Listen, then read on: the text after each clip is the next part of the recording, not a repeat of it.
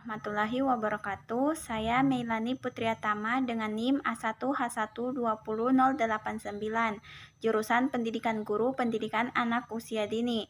Pada kesempatan kali ini saya akan menjelaskan materi yang berkaitan dengan mata kuliah Filsafat Pendidikan, di mana saya akan membahas 5 bab. Bab 1, ruang lingkup filsafat ilmu. A. Ilmu sebagai objek kajian filsafat. Ilmu dikatakan sebagai objek kajian filsafat dikarenakan cakupan objek filsafat lebih luas dibandingkan dengan ilmu. Karena ilmu hanya terbatas pada persoalan empiris saja, sedangkan filsafat mencangkup yang empiris atau yang tampak dan yang non-empiris atau metafisika atau tidak tampak. B. Pengertian filsafat ilmu. Pengertian filsafat ilmu terbagi menjadi beberapa bagian. Yang pertama, filsafat dan hikmah. Filsafat berasal dari bahasa Yunani, yaitu filosofia, yang terdiri atas 2 kata, yaitu philos yang artinya cinta atau philia atau persahabatan, tertarik kepada, dan sophos yang artinya hikmah, kebijaksanaan, pengetahuan, keterampilan, pengalaman, praktis, dan inteligensi. Jadi, secara etimologi, filsafat berarti cinta kebijaksanaan atau kebenaran, atau love of wisdom, atau biasa disebut dengan hikmah.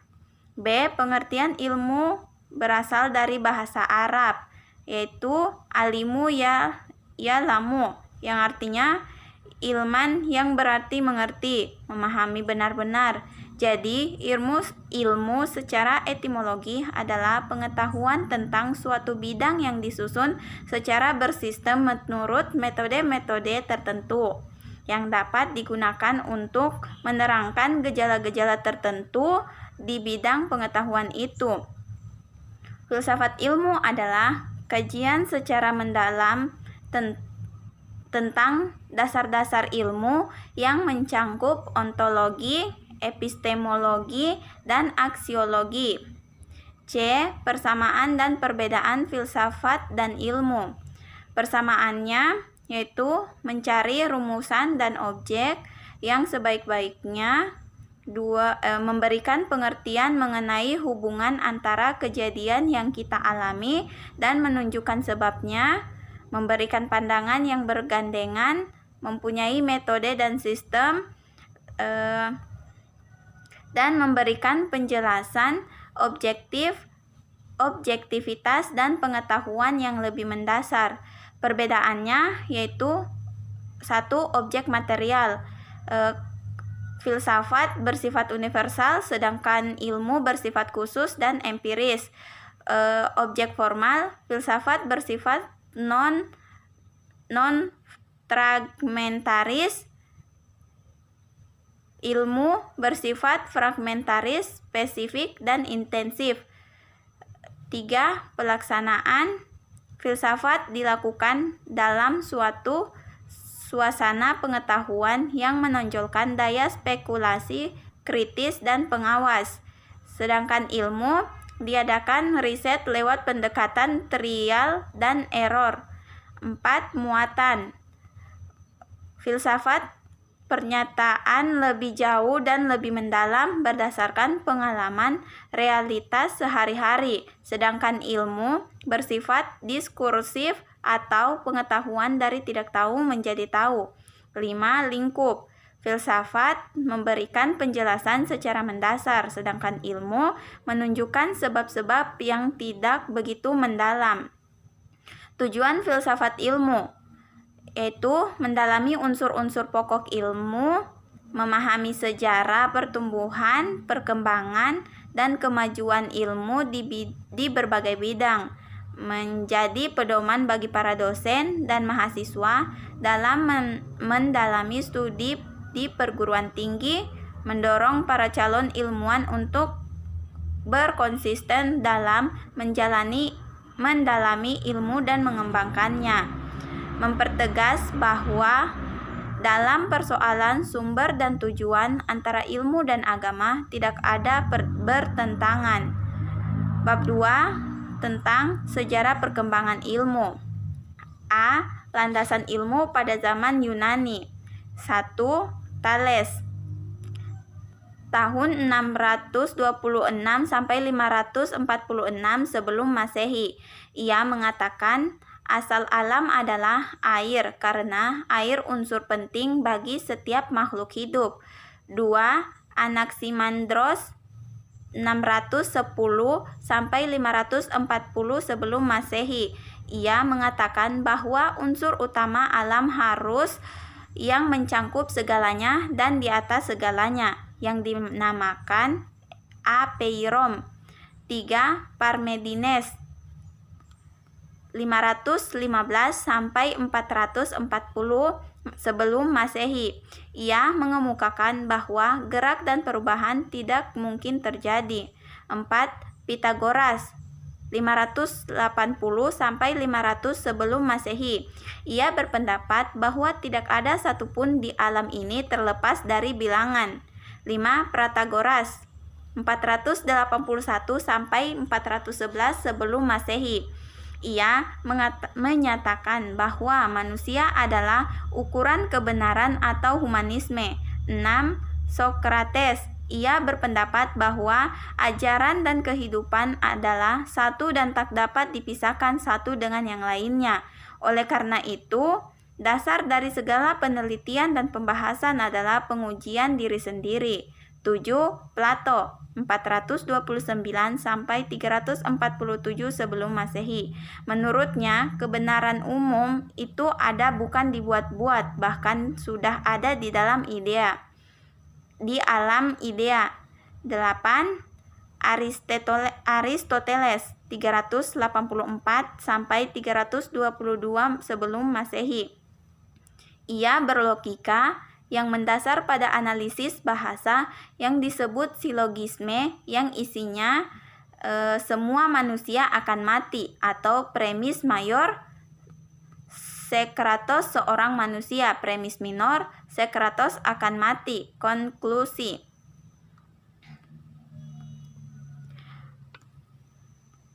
Perkembangan ilmu Perkembangan ilmu zaman Islam.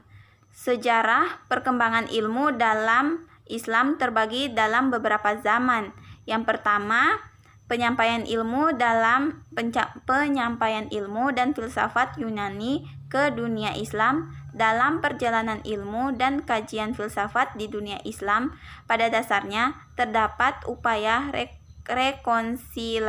rekonsiliasi dalam arti mendekatkan dan mempertemukan dua pandangan yang berbeda, bahkan seringkali ekstrim, antara pandangan filsafat Yunani seperti filsafat Plato dan Aristoteles. 2. Perkembangan ilmu pada masa klasik. Dalam masa ini, perkembangan ilmu dalam Islam adalah peristiwa fitnah kubra. Pada saat itu muncul aliran Syiah yang membela Ali, aliran Khawarij, dan kelompok Muawiyah. Dari sinilah bermuncullah berbagai aliran politik dan teologi. 3. Perkembangan ilmu pada masa kejayaan Islam. Masa kejayaan Islam terjadi pada masa dinasti Umayyah dan dinasti Abbasiyah, di mana pada masa ini ilmu pengetahuan mulai dikembangkan seperti matematika, fisika, kimia, geometri, dan lain-lain. Bahkan terjadi transformasi kebudayaan dunia Islam ke barat. 4. Masa keruntuhan tradisi keilmuan dalam Islam. Masa ini terjadi pada abad ke-18. Beberapa hal menyebabkan terjadinya keruntuhan ini adalah sebagai berikut. Diterimanya paham Yunani mengenai realitas yang pada pokoknya bersifat statis, sementara ilmu jiwa Islam adalah dinamis dan berkembang. Kedua, persepsi yang keliru dalam memahami pemikiran Al-Ghazali. Ketiga, para penguasa seringkali merasa takut dengan tersebar luasnya pendidikan dan pengetahuan kalanya masa yang dapat menggerogoti kekuasaan mereka yang mutlak. C. Kemajuan ilmu Renaissance dan modern. Yang pertama, masa Renaissance abad 15 sampai 16 Masehi. Zaman Renaissance merupakan zaman yang menyaksikan dilancarkannya tantangan gerakan reformasi terhadap keesaan dan supremasi gerakan Katolik Roma bersamaan dengan berkembangnya humanisme. Pada masa ini ditemukannya benua baru, yaitu Columbus pada tahun 1492 Masehi. Kelahiran kembali sastra Inggris, Prancis, dan Spanyol. 2. Zaman modern, abad 17 sampai 19 Masehi. Zaman modern adalah zaman yang diawali oleh dua orang sarjana, yaitu Isaac Newton pada tahun 1643 sampai 1727 dan Leibniz pada tahun 1646 sampai 1716, di mana dari mereka lahir teori gravitasi, perhitungan, kalkulus, dan optika. 3. Ilmu yang berbasis rasionalisme dan empirisme. Rasionalisme adalah paham yang menalar suatu dengan penalaran dedukatif. Penalaran dedukatif adalah cara berpikir yang bertolak dari pernyataan yang bersifat umum untuk menarik kesimpulan yang bersifat khusus. Sedangkan empirime adalah paham yang menalar sesuatu dengan penalaran indukatif. Penalaran indukatif adalah cara berpikir dengan menarik kesimpulan umum dari pengamatan atas gejala-gejala yang bersifat khusus. 4. Perkembangan filsafat pada zaman modern. Pada abad 20, aliran filsafat banyak sekali sehingga sulit digolongkan karena makin eratnya kerjasama internasional. B. Abad 29, munculnya filsafat antipositivisme, tidak mau bersistem, realitas, menitip beratkan pada manusia, pluralisme, antroposentrisme, dan pembentukan subjektivitas modern. D. Kemajuan ilmu zaman kontemporer. Zaman kontemporer adalah era tahun-tahun terakhir yang kita jalani hingga saat sekarang ini. Beberapa contoh perkembangan ilmu kontemporer adalah 1. Santri priayi abangan. 2. Munculnya teknologi rekayasa genetik. 3. Munculnya teknologi informasi. 4. Munculnya teknologi partikel elementer dan sains. Bab 3. Pengetahuan dan ukuran kebenaran. A. Definisi dan jenis pengetahuan secara etimologi. Pengetahuan berasal dari kata dalam bahasa Inggris yaitu knowledge. Secara terminologi, pengetahuan merupakan hasil proses dari usaha manusia untuk tahu. 1. Jenis pengetahuan. Menurut Burhanuddin Salam, pengetahuan yang dimiliki manusia ada 4. Yang pertama, pengetahuan biasa. Kedua, pengetahuan ilmu atau science. Ketiga, pengetahuan filsafat. Dan 4, pengetahuan agama. Perbedaan pengetahuan dan ilmu. Pengetahuan merupakan hasil tahu manusia terhadap sesuatu atas segala perbuatan manusia untuk memahami suatu objek tertentu. Pengetahuan juga bersifat pra-ilmiah dengan pengetahuan ilmiah. Sedangkan ilmu adalah suatu bentuk aktivitas manusia yang dengan melakukannya umat manusia memperoleh suatu pengetahuan, dan ilmu bersifat kegiatan. B. Hakikat dan sumber pengetahuan. A. Hakikat pengetahuan. Hakikat pengetahuan terbagi menjadi beberapa bagian. Yang pertama, realisme. Realisme berpendapat bahwa pengetahuan adalah benar dan tepat bila sesuai dengan kenyataan. B. Idealisme. Idealisme berpendapat bahwa untuk mendapatkan pengetahuan yang benar-benar sesuai dengan kenyataan adalah mustahil. Bagi idealisme, dunia dan bagian-bagiannya harus dipandang sebagai hal yang memiliki hubungan seperti organ tubuh.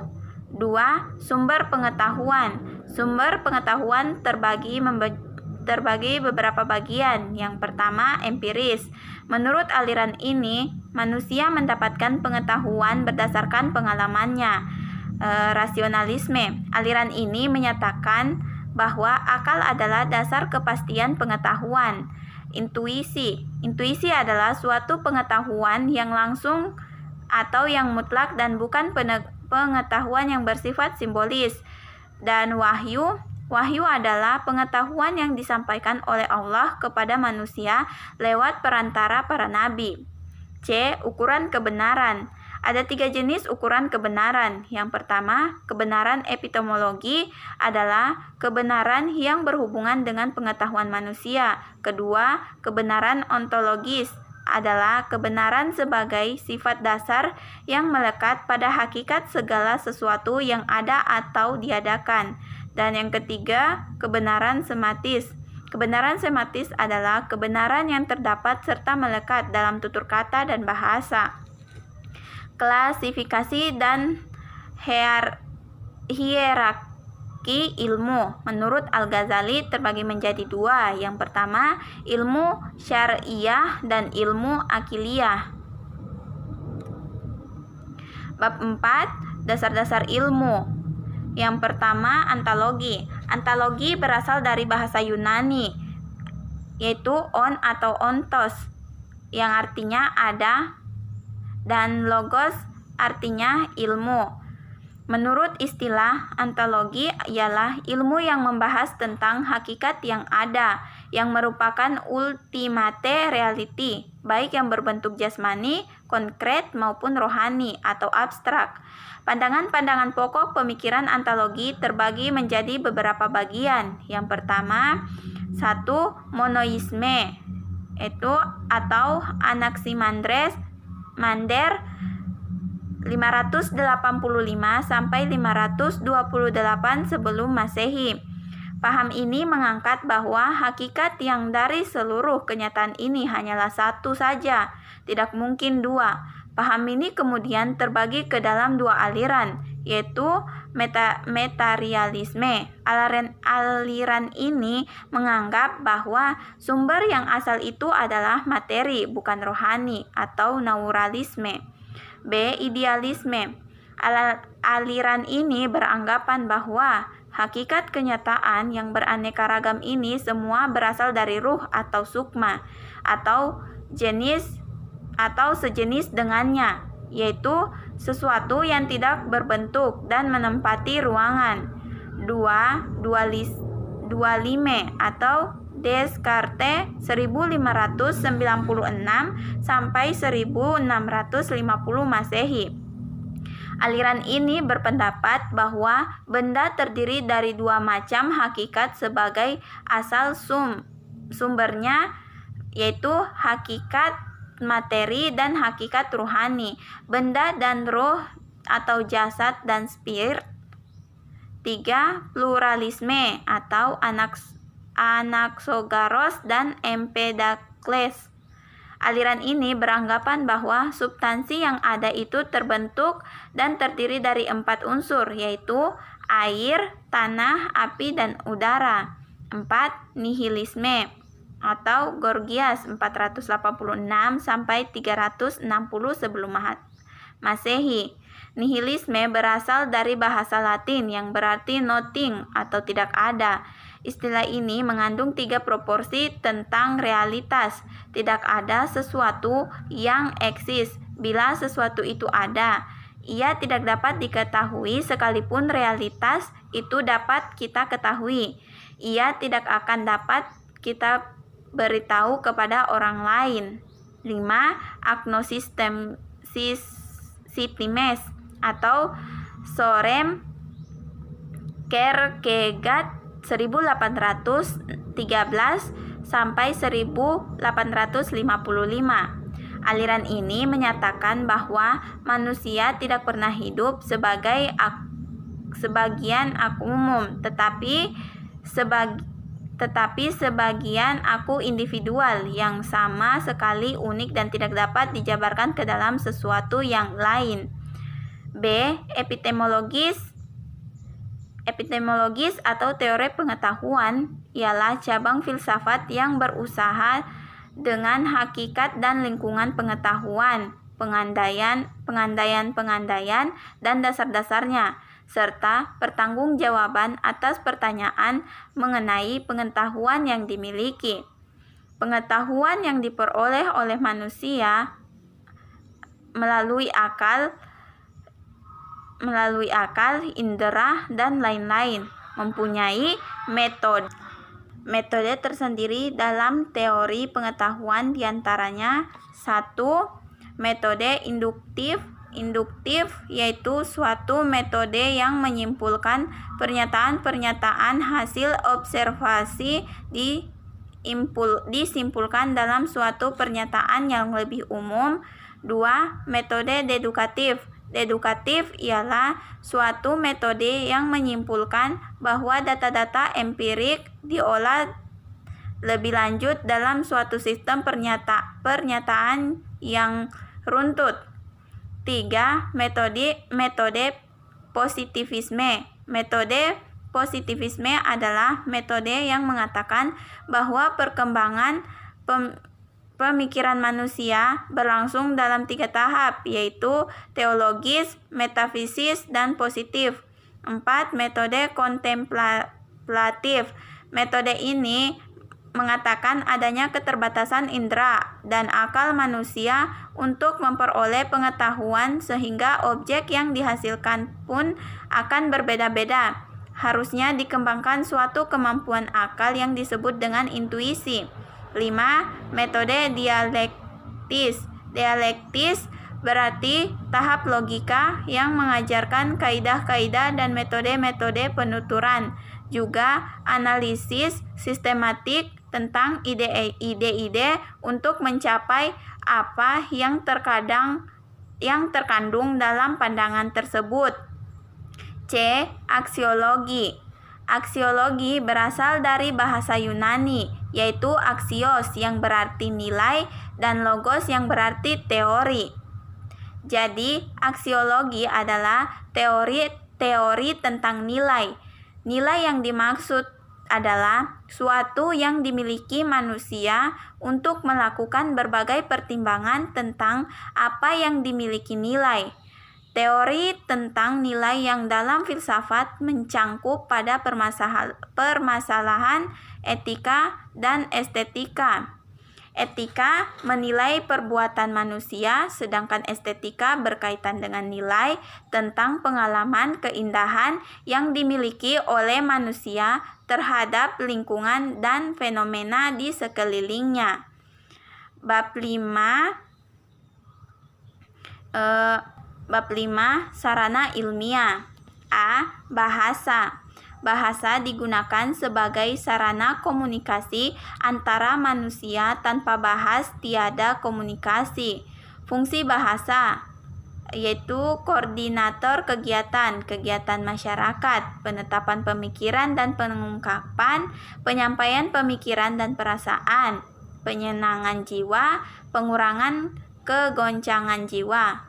2. Bahasa sebagai sarana berpikir ilmiah. Bahasa sebagai alat komunikasi verbal yang digunakan dalam proses berpikir ilmiah, di mana bahasa merupakan alat berpikir dan alat komunikasi untuk menyampaikan jalan pikiran tersebut kepada orang lain, baik pikiran yang berlandasan logika, induktif maupun dedukatif. 3. Bahasa ilmiah dan bahasa agama. Bahasa ilmiah adalah bahasa yang digunakan dalam kegiatan ilmiah, sedangkan bahasa agama merupakan wacana keagamaan yang dilakukan oleh umat beragama, meskipun tidak selalu menunjukkan serta menggunakan ungkapan-ungkapan kitab suci. B. Matematika. Matematika adalah bahasa yang melambangkan serangkaian makna dari serangkaian pernyataan yang ingin kita sampaikan. 1. Matematika sebagai bahasa. Matematika sebagai bahasa dikarenakan bahasa verbal mempunyai beberapa kekurangan. Untuk mengatasi kekurangan tersebut, kita berpaling kepada matematika. Kedua, matematika sebagai sarana berpikir dedukatif. Matematika merupakan ilmu dedukatif. Nama ilmu dedukatif diperoleh karena penyelesaian masalah-masalah yang dihadapi tidak didasarkan atas pengalaman, melainkan didasarkan atas deduksi-deduksi atau penjabaran-penjabaran. 3. Matematika untuk ilmu alam dan ilmu sosial. Kontribusi matematika dalam perkembangan ilmu alam ditandai dengan penggunaan lambang-lambang bilangan untuk menghitung dan pengukuran. Kontribusi matematika dalam perkembangan ilmu sosial tidak ditandai dengan penggunaan lambang-lambang bilangan. C. Statistik. 1. Pengertian statistik. Statistik berasal dari bahasa Latin, yaitu status yang artinya negara. Ilmu statistik adalah ilmu pengetahuan yang membahas dan memperkembangkan prinsip-prinsip, metode, dan prosedur yang akan ditempuh. 2. Sejarah perkembangan statistik. Sejarah perkembangan statistik yang pertama itu Abraham Demoitre pada tahun 1667 sampai 1754 mengembangkan teori galat atau kekeliruan. Kedua, Thomas Simpson pada tahun 1757 menyimpulkan bahwa terdapat sesuatu distribusi yang berlanjut dari suatu variabel dalam suatu frekuensi yang cukup banyak. Ketiga, Pierre Simon de Laplace pada tahun 1749 sampai 1827 mengembangkan konsep de Moivre dan Simposes. Keempat, Vieser pada tahun 1890 sampai 1962 menganalisis varians dan covarians, uji signifikan dan teori tentang pemikiran. 3. Hubungan antara sarana ilmiah bahasa, logika, matematika, dan statistik. Bahasa merupakan alat komunikasi verbal yang dipakai dalam seluruh proses berpikir ilmiah. Ilmu merupakan gabungan antara berpikir dedukatif dan berpikir induktif. Matematika mempunyai peranan penting dalam berpikir dedukatif. Statistik mempunyai peranan penting dalam berpikir induktif. 4. Tujuan pengumpulan data statistik. Tujuan statistik terbagi menjadi 2. Yang pertama, tujuan kegiatan praktis. Kedua, tujuan kegiatan keilmuan. 5. Statistik dan cara berpikir induktif. Statistik merupakan pengetahuan untuk melakukan penarikan kesimpulan induktif secara lebih seksama. Kesimpulan yang ditarik dalam penalaran deduktif adalah benar jika premis-premis yang dipergunakan adalah benar dan prosedur penarikan kesimpulannya adalah sah. 6. Peranan statistika dalam tahapan-tahapan metode keilmuan. Statistika bukan merupakan sekumpulan pengetahuan mengenai objek tertentu, melainkan merupakan sekumpulan metode dalam memperoleh pengetahuan berupa observasi, hipotesis, ramalan, dan pengujian kebenaran.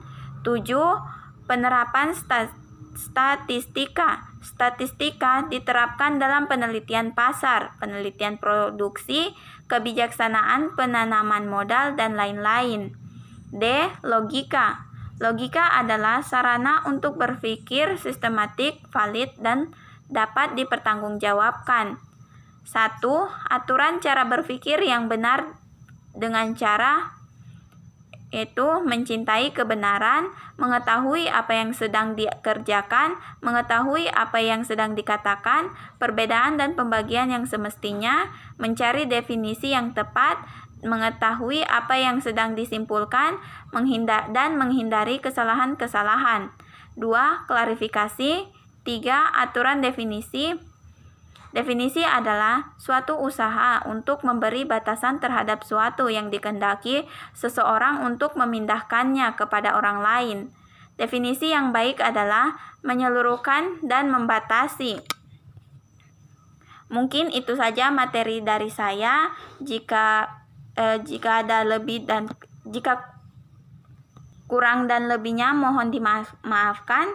Saya tutup dengan ucapan wassalamualaikum warahmatullahi wabarakatuh.